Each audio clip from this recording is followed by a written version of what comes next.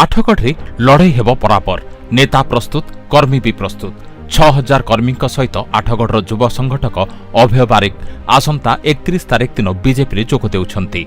बड़ उत्साह सहकारे अपेक्षा करिसेंती कर्मी माने। एमानक मध्यरे अछंती हजार हजार असंतुष्ट कांग्रेस कर्मी और असंतुष्ट बीजेडी कर्मी।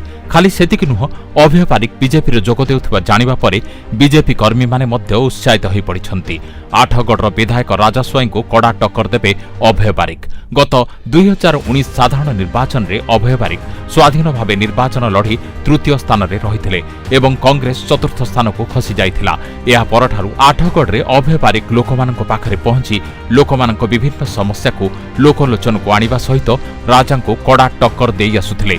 यह व्यतीत राजांको कला कारनामा एवं राजांको डाहाण हाथ रंजन को कला कारनामा को लोकलोचन को आनी राजा और रंजन को अड़ुआरे पकाउथिले अभय।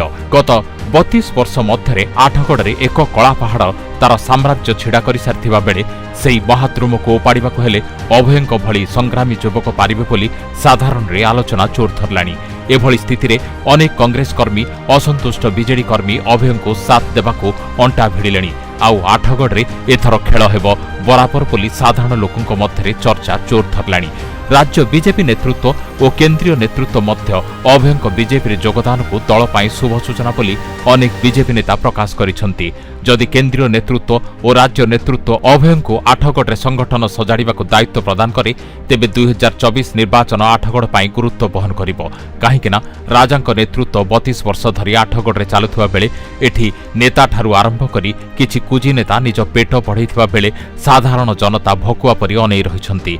एभली स्थिति रे आठगढ़ रे बीजेडीर विकल्प मिलु नथिले अभय बीजेडीर तथा राजांक विकल्प भाबे गत 3 वर्ष धरी लोकंक पाखे पाखे पहुंची पारथिबारु एबे लोकंक सुख दुखरे छिड़ा होइतिबा जोगु राजांक विकल्प भाबे विरोधी रे अभयंको भोटर प्रथम पसंद रखि सारलेनी।